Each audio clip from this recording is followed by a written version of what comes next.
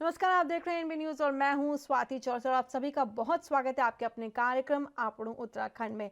और अब खबरें विस्तार से। उत्तराखंड के धारचूला में अंतर्राष्ट्रीय झूला पुल खुलने जा रहा है।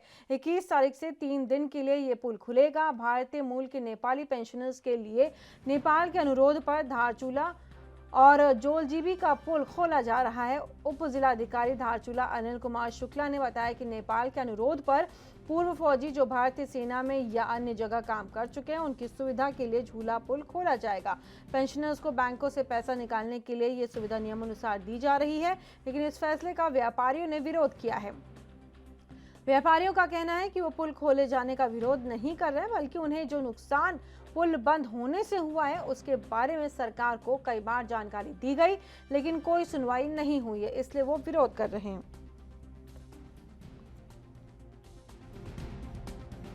लेकिन जो है हम ये पुल खुलने का विरोध नहीं कर रहे, लेकिन हम लोगों ने प्रशासन से अनुरोध किया था कि हमारे कम से कम हमारे 200 व्यापारी प्रभावित हुए, जिनके ऊपर 1-1 लाख का किराया चढ़ गया है। व्यापार जो है करीब करीब नेपाल के ग्राहक पर, नेपाल रोड का व्यापार नेपाल के ग्राहक पर निर्भर है। लेकिन जो है यहाँ पर हम लोगों ने एप्लीकेशन दिया, डीएम साहब को लिखा और वहाँ भारत सरकार को लिखा, किसी ने भी अभी तक हमारी बात सुनी नहीं है। व्यापारी बहुत परेशान हो गया है, इसलिए हम लोगों ने आज जो पुल खुल रहा है उसका हमने विरोध किया। रोडवेज कर्मचारी संयुक्त परिषद उत्तराखंड के आह्वान पर प्रदेश भर में रोडवेज कर्मचारियों ने प्रदेश के प्रदर्शन किया है। अपनी 13 सूत्रीय मांगों को लेकर के कर्मचारियों ने प्रदेश सरकार के खिलाफ नारेबाजी भी की है। काशीपुर डिपो में भी रोडवेज कर्मचारियों ने धरना प्रदर्शन किया। कर्मचारियों का कहना है कि दीपावली से पहले रोडवेज कर्मचारियों को 2 महीने का वेतन दिए जाने समेत 13 सूत्रीय मांगों को लेकर के हड़ताल की जा रही है। साथ ही सरकार को चेतावनी भी दी गई कि अगर मांगे नहीं मानी गई तो 28 तारीख को देहरादून स्थित मुख्यालय में अनिश्चितकालीन धरना दिया जाएगा। हम मांगे दीपावली से पूर्व किसी भी हालत में 2 महीने का वेतन दिया जाए और बोनस दिया जाए, और जो हमारे कर्मचारी हैं इस परिवहन निगम में, उनको जो कई वर्षों से नियमित की आस लगाए बैठे हैं उनको नियमित किया जाए। जो मृतक आश्रित हैं उनको रोजगार, उनको जो है परिवहन निगम में स्थायी नियुक्ति दी जाए। ये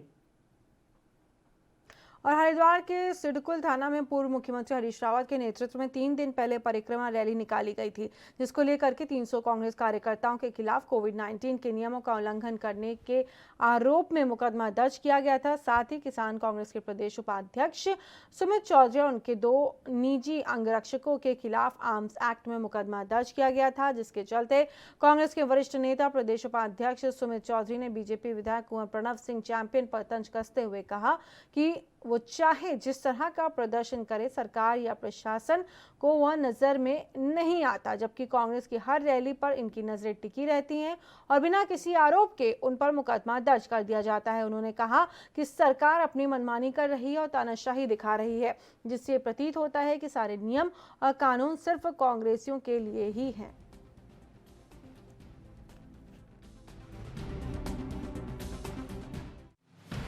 गाड़ियों से गुजर रहे हैं, बाहर हथियार हवा में लहरा रहे हैं, उन पे तो आर्म्स एक्ट का दर्ज नहीं होता मुकदमा। तो संविधान क्या बीजेपी के लिए अलग है, कांग्रेस के लिए अलग है, या फिर ये रंजिशन तरीके से शासन किया जा रहा है इस प्रदेश में? मैं ये कहना चाहता हूँ। तो एक बहुत ही छोटे स्तर की राजनीति करने का सोच है इनकी कि अगर कांग्रेस की कहीं पे कोई रैली होती है या कोई भी प्रोग्राम होता है तो ये सारे आपदा प्रबंधन एक्ट और आर्म्स एक्ट और फलाना एक्ट वो सारे निकल आते हैं, और जैसे ही बंशीधर भगत जी आते हैं और प्रणव सिंह चैंपियन को ज्वाइन कराते हैं पार्टी, और 2 दिन बाद ही वो कोरोना पॉजिटिव पाए जाते हैं, हजारों लोग वहाँ पे होते हैं, हथियार लहराए जाते हैं, रैलियाँ निकलती हैं, उन्हें कोई कुछ नहीं कहता। ये कानून किस तरीके से चल रहा है, मैं सिर्फ इतना पूछना चाहता हूँ आपसे।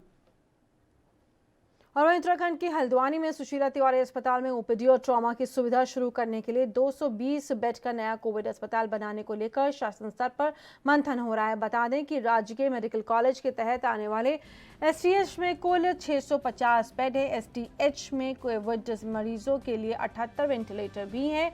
वहीं चिकित्सा शिक्षा निदेशक ने बताया कि स्वामी राम कैंसर इंस्टीट्यूट या टीबी और चेस्ट रोग अस्पताल परिसर में उपलब्ध जमीन पर 220 बेड का कोविड कोविड अस्पताल बनाने पर विचार चल रहा है।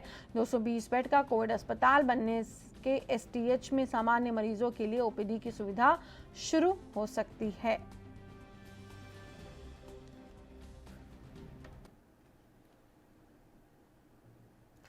बंगालियों की मूलभूत समस्याओं को लेकर के बंगो भाषी इस महासभा के प्रदेश अध्यक्ष रामचंद्र राय के नेतृत्व में एक बैठक का आयोजन किया गया। बैठक में मौजूद कार्यकर्ता और ग्रामीणों को संबोधित करते हुए कहा कि शास्त्रीय भाषा के सूची में किसी भी भाषा को रखने के लिए 15 से 20 हजार साल पुराना होना चाहिए।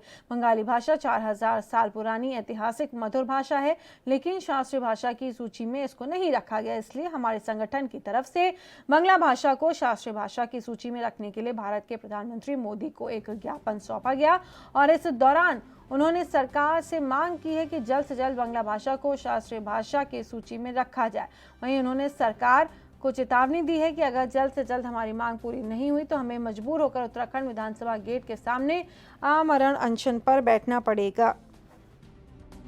बांग्ला भाषा को एक शास्त्रीय जो हमारी भाषा होती है, जो क्लासिक लैंग्वेज की श्रेणी है, बहुत बड़ी विडंबना है। जिस भाषा में सबसे पहले नोबेल पुरस्कार मिला, जिस रचयिता को रविन्द्रनाथ टैगोर जी की, उस भाषा को आज क्लासिक लैंग्वेज भाषा में है ही नहीं। ये बहुत बड़ी दुख की बात है। भट्ट जी भी बहुत इसमें चिंतित हैं और ऐसे मामलों के लिए उन्होंने वायदा किया है कि अति शीघ्र इसी सत्र में यह शब्द हटा दिया जाएगा। अगर पूर्वी पाकिस्तानी बांग्लादेश शब्द नहीं हटा तो पिछली बार जो भी मैंने कहा था विधानसभा गेट के सामने आमरण में बैठूंगा, वो मैं बैठने के लिए बाध्य होऊंगा। अभी तो जन आक्रोश यात्रा पूरे समूचे उत्तराखंड में चल रहा है। जन जन के घर तक ये यात्रा हमारी पहुंच रही है, लोगों को जागरूक कर रहे हैं और काफी सारे संगठन भी इसमें जुड़े। देखिए, बड़ी दुख की बात है सारे बंगाली समाज के लिए, क्योंकि बांग्ला भाषा एक मधुर भाषा है और इस भाषा का इतिहास 4000 वर्ष पुराना है। 15 से 2000 वर्ष किसी भाषा को शास्त्रीय भाषा में शामिल के लिए चाहिए होता है। बांग्ला भाषा में वो सारी चीजें हैं जो एक शास्त्रीय भाषा में होना। और काशीपुर में आम आदमी पार्टी चुनावी मोड पर पूरी तरह से दिखाई दे रही है, जिसके चलते आम आदमी पार्टी ने अपने चुनावी चेहरे को सामने लाना शुरू कर दिया है। यही कारण है कि समाज सेवी दीपक बाली का आपका दामन थामते ही चुनावी सरगर्मियां तेज हो गई हैं। इस दौरान दीपक बाली ने आगामी विधानसभा चुनाव में 70 विधानसभा सीट पर चुनाव लड़कर सरकार बनाने की बात कही। बता दें कि काशीपुर के वरिष्ठ समाज सेवी दीपक बाली ने सोमवार को दिल्ली के मुख्यमंत्री अरविंद केजरीवाल के समक्ष पार्टी की सदस्यता ली थी। आम आदमी पार्टी की सदस्यता लेने के बाद दीपक बाली ने काशीपुर में पत्रकार वार्ता का आयोजन किया, जहां दीपक बाली ने काशीपुर क्षेत्र का विकास करने और जनता के मुद्दों को उठाने के लिए आम आदमी पार्टी में शामिल होने की बात कही है।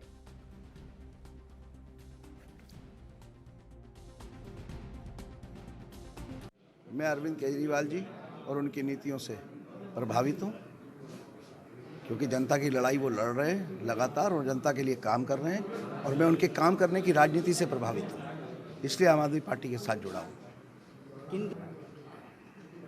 पार्टी जो है सबसे पहले तो मूलभूत जो हमारी जनता को सुविधाएं मिलनी चाहिए, उन्हीं व्यवस्थाओं को लेकर आगे बढ़ेगी, जनता के मुद्दों को लेकर ही आगे बढ़ेगी। वो मुद्दे जो मुद्दे नहीं होने चाहिए थे, जो अधिकार था जनता को, उसको दिलवाने के लिए उस लड़ाई को लेकर आगे बढ़ेगी। नहीं, राजनीति में कोई भी एकदम से ही आता है। हर आदमी के जीवन में राजनीति जिस दिन वो करता है वो पहला दिन तो। और वहीं उत्तराखंड के ऋषिकेश में हीरालाल मार्ग पर दशकों से लगातार बन रहे कूड़े के पहाड़ से स्थानीय लोग परेशान थे, लेकिन इस समस्या से लोगों को अब निजात मिलने की उम्मीद है। प्रशासन, एनजीटी, वन विभाग, राष्ट्रीय विमानपत्तन प्राधिकरण से सहमति मिलने के बाद जल्द ही शहर का कूड़ा अब लाल पानी में इकट्ठा किया जाएगा, जबकि हीरालाल मार्ग के डंपिंग ग्राउंड में बने कूड़े के पहाड़ का निस्तारण भी मशीनों के द्वारा किया जाएगा। इसके लिए निगम ने कुंभ मेला प्रशासन को 9 करोड़ की डीपीआर बनाकर भेजी थी, जिसमें 5.5 करोड़ रुपए की स्वीकृति निगम प्रशासन को मिल गई है। इस बड़ी उपलब्धि पर स्थानीय लोगों ने मेयर का आभार व्यक्त करते हुए उन्हें सम्मानित भी किया। प्राथमिकता तो हमारे पूरा फोकस इस पे है कि किस तरह से हमारा भूमि हस्तांतरण जैसे हमारे पास हो जाती है 1 महीने के अंदर अंदर जैसे ये होता है, तो पहले तो हमारा वो काम शुरू होगा। फिर यहाँ से लीगेसी वेस्ट के हिसाब से इस कूड़े को पूरा समाप्त करने का रहेगा। उसके बाद भी अच्छे परिणाम आएंगे, जो होगा शहर हित में होगा। कुमाऊं यूनिवर्सिटी का कैंपस कभी हंसी प्रहरी के नाम के नारों से गूंजा करता था। प्रतिभा और वाकपटुता इस कदर भरी थी कि वाइस प्रेसिडेंट का चुनाव लड़ी और जीत भी गई थी। राजनीति और अंग्रेजी जैसे विषयों में डबल एमए किया। हर किसी को इस बात का यकीन था कि हंसी जीवन में कुछ बड़ा करेंगी, लेकिन आज इस महिला के पास मकान भी नहीं है। ये महिला छात्र संघ का चुनाव लड़ जीत कर उपाध्यक्ष बन चुकी हैं, विधायक का चुनाव लड़ चुकी हैं। उत्तराखंड के अल्मोड़ा जिले में रणखिला गांव की बेटी के जीवन में सब कुछ सही था, लेकिन शादी के बाद जीवन में नया मोड़ आया, जिसके बाद आज ये महिला फुटपाथ पर अपना जीवन बिता रही है। सरकार से महिला ने आवास की मांग की है। व्यक्ति की समाज में व्यक्ति फंडामेंटल जो नेसेसिटीज़ होती हैं वो रोटी कपड़ा और मकान होती हैं बेसिकली। तो रोटी कपड़ा तो अरेंज हो ही रहा जैसे तैसे। मुझे थोड़ा सा शेल्टर की इस समय प्रॉब्लम है। सरकार से यही मांग करती हूँ कि कहीं पे उत्तम आवास व्यवस्था हो जाए तो बहुत ज़्यादा मैं आभार व्यक्त करूँगी शासन और प्रशासन। उत्तराखंड के देहरादून में अनलॉक 5 की प्रक्रिया शुरू होने के साथ ही अब कोविड-19 के मरीजों को अस्पतालों में ना रख करके होम आइसोलेशन करने की कवायद भी शुरू हो गई है।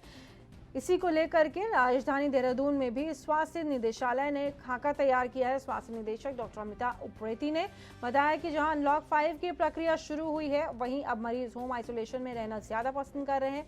उनका कहना है कि मेडिकल की टीम समय समय पर होम आइसोलेशन वाले मरीजों की मॉनिटरिंग करती रहती है और उन्हें जरूरी सुविधाएं उपलब्ध कराती रहती है। निरंतर हमारा बढ़ाने का उद्देश्य है, क्योंकि अगर 1 करोड़ 20 लाख जनसंख्या पूरे उत्तराखंड की है तो हमारा उद्देश्य ये रहेगा कि जो संक्रमित व्यक्ति हैं प्रथम दृष्टया पहले टेस्टिंग उनकी हो जाए, और जो कोमॉर्बिड हैं 60 साल से ऊपर हैं या छोटे बच्चे हैं या गर्भवती स्त्रियाँ हैं या जिनको सांस लेने में दिक्कतें आ रही हैं, पहले चिन्हित प्रथम दृष्टया उनकी टेस्टिंग प्रायोरिटी पर हो जाए, और बाकी भी लोगों की टेस्टिंग जो भी कॉन्टैक्ट ट्रेसिंग है जिनकी या कंटेनमेंट जोन है वहाँ भी टेस्टिंग हो। ये हमारा उद्देश्य है, जिससे कि हम कोरोना को रोकने में निश्चित तौर पर सफल। और यहाँ रुकेंगे एक छोटे से ब्रेक के लिए। आप देखते रहिए ANB न्यूज़।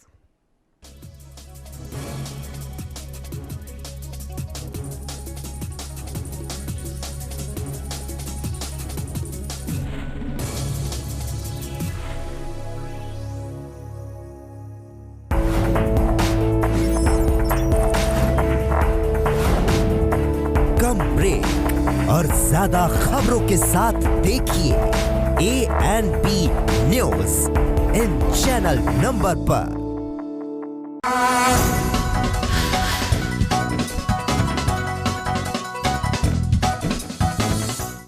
सबसे अलग अंदाज, हम बनेंगे आपकी आवाज, सवालों की धार, खबरों की बौछार, सिर्फ मेरे साथ ANB न्यूज़ पर।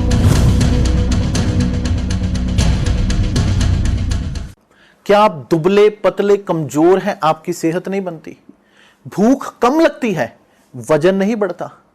दरअसल मेन बात खाना पीना खाना नहीं है, मेन बात है खाया पिया लगना। और अगर खाया पिया लगेगा ही नहीं तो सेहत बनेगी कैसे? इसलिए हमारी संस्था सन्यासी आयुर्वेदा ने एक ऐसी दवा बनाई है जो कि आपके पाचन तंत्र को, आपके लीवर सिस्टम को ठीक करने का काम करती है, ताकि आप जो भी खाएं उसका पूरे का पूरा निचोड़ आपके शरीर को लगे, आपकी भूख बढ़े, खाया पिया सही से लगे, नया खून बने, हड्डियों में जान आए, वजन बढ़े, ताकत बढ़े, चेहरे पर नूर आए और आप मोटे तगड़े खूबसूरत पर्सनैलिटी के मालिक बन जाएं। यह दवा पूरी तरह से आयुर्वेदिक होती है।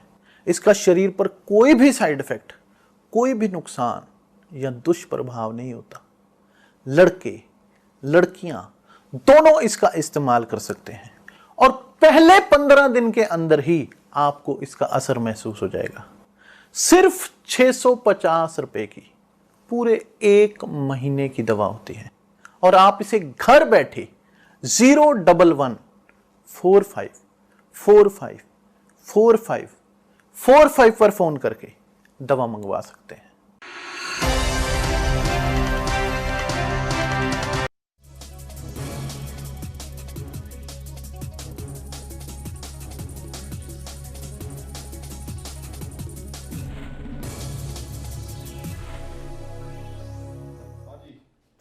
और ब्रेक के बाद एक बार फिर से आप सभी का स्वागत है। उत्तराखंड की व्यासी में रेलवे स्टेशन के निर्माण से लोगों को काफी समस्याओं का सामना करना पड़ रहा है। समस्याओं के निराकरण को लेकर के क्षेत्र के प्रभावित लोगों ने व्यासी बाजार में जुलूस निकाला और प्रदेश सरकार के खिलाफ जमकर नारेबाजी की। बाजार में सभा करने के बाद नारेबाजी करते हुए निर्माण स्थल पर जाने का प्रयास किया गया, लेकिन पुलिस बल ने उन्हें गेट पर ही रोक दिया। रेलवे अधिकारियों को आंदोलनकारियों ने ज्ञापन सौंपा और स्थानीय लोगों के लिए रोजगार मांगा गया। वहीं 31 अक्टूबर तक का टाइम दिया गया है और मांग ना माने जाने पर 1 नवंबर से व्यासी में चक्का जाम करने की भी चेतावनी दी गई है।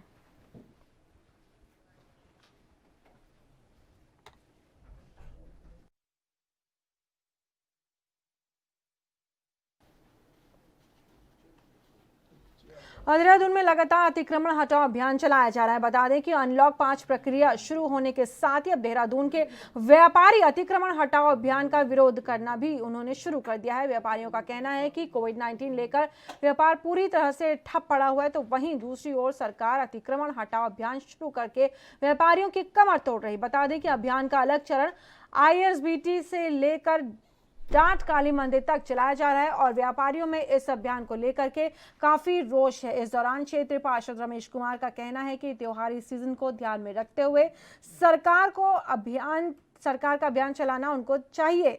साथ ही कहना है कि वैश्विक महामारी के बाद जो व्यापार धीरे धीरे पटरी पर आ रहा था, उसे अतिक्रमण अभियान शुरू होने से फिर से डाउन हो गया है। उनकी मांग है कि इस अभियान को फिलहाल के लिए रोक देना चाहिए और दीपावली के बाद व्यापारियों को समय देकर के अभियान की शुरुआत करनी चाहिए।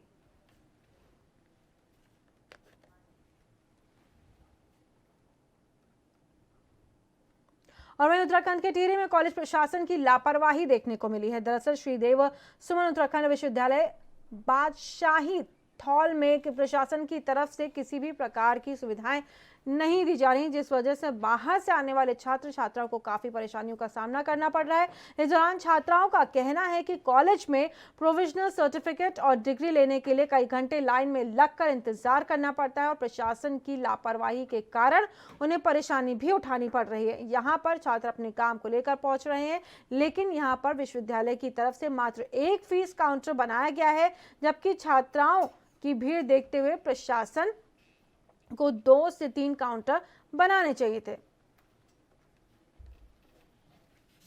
गूगल पे कर रहे, कभी वो हो रहा कभी नहीं हो रहा, मतलब अव्यवस्थाएं नजर आ रही काफी कुछ। लड़कों को परेशानी हो रही, लड़के वहाँ पे पूरे लाइन में भूखे खड़े हैं। आप एक बार चेक करके देख लेना, वहाँ पे लड़के भूखे हैं खड़े सुबह से, उन्होंने कुछ खाया नहीं पिया नहीं और डिग्री के इंतजार में।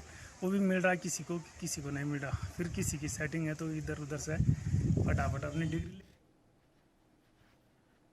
उत्तराखंड के भगवानपुर को औद्योगिक क्षेत्र के रूप में जाना जाता है, लेकिन विज्ञान के इस युग में मानव को जहां कुछ वरदान मिले हैं, वहीं कुछ अभिशाप भी मिले हैं। क्षेत्र में कंपनियों के चलने से प्रदूषण फैल रहा है, जमीन के नीचे भी जहरीला पानी भेजा जा रहा है, जिससे स्थानीय लोग परेशान हैं और स्थानीय लोगों का कहना है कि लोगों में कैंसर और लीवर से संबंधित बीमारियां फैल रही हैं। प्रशासन को जानकारी दी गई, लेकिन कोई भी कार्रवाई नहीं की जा रही। स्थानीय लोगों ने बताया कि सांस और दिल की बीमारी भी लोगों में बढ़ रही है।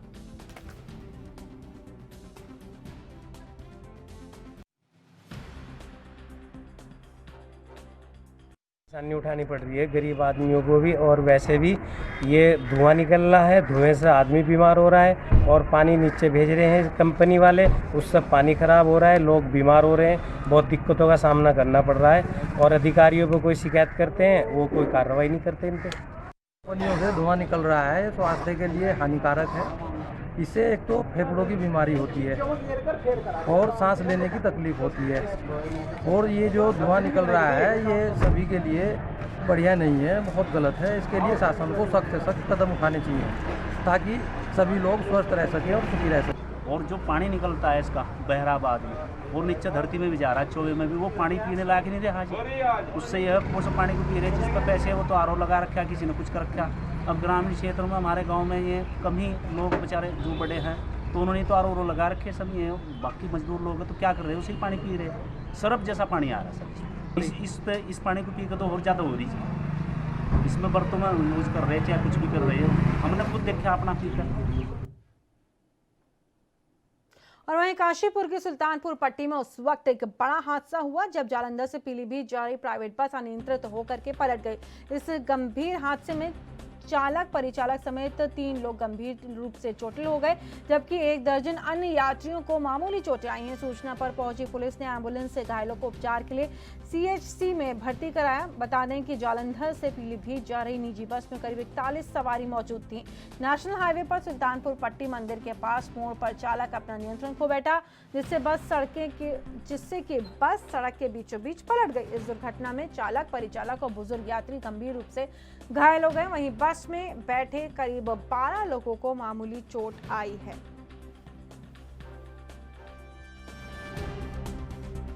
अर्ली मॉर्निंग एक खैरा ट्रांसपोर्ट की बस सुल्तानपुर पट्टी के पास अनियंत्रित होकर पलट गई थी। इसमें एक व्यक्ति घायल हुआ था, बाकी छोटी मोटी चोटें 3 लोगों को आई थी। तो बाकी इनको फर्स्ट एड दे करके बस को रवाना कर दिया गया था।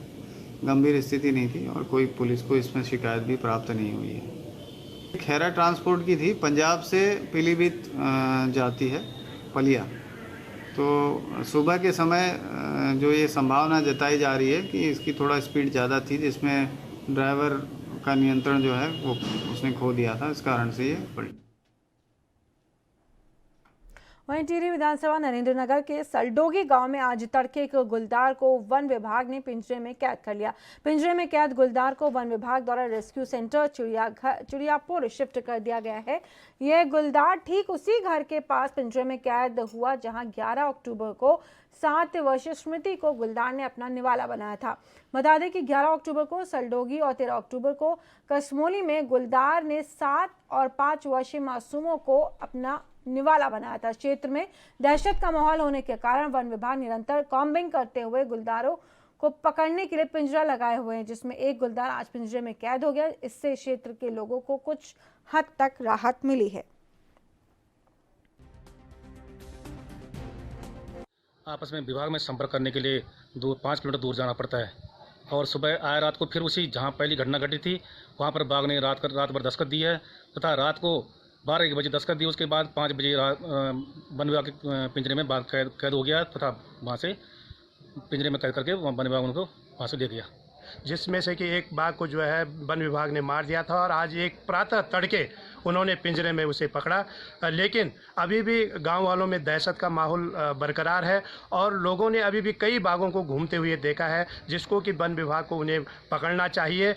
और इसके साथ ही साथ हम इस प्रकार के जो है खबर विभाग को कैसे दें, अभी भी जो है BSNL के टावर सुचारू रूप से नहीं है। गुलदार सल्डू के क्षेत्र में जहाँ पे पूर्व में जो घटना हुई थी। और इस बुलेटिन में फिलहाल इतना ही। देश और दुनिया की तमाम बड़ी और अहम खबरों के लिए आप बने रहिए ANB न्यूज़ के साथ।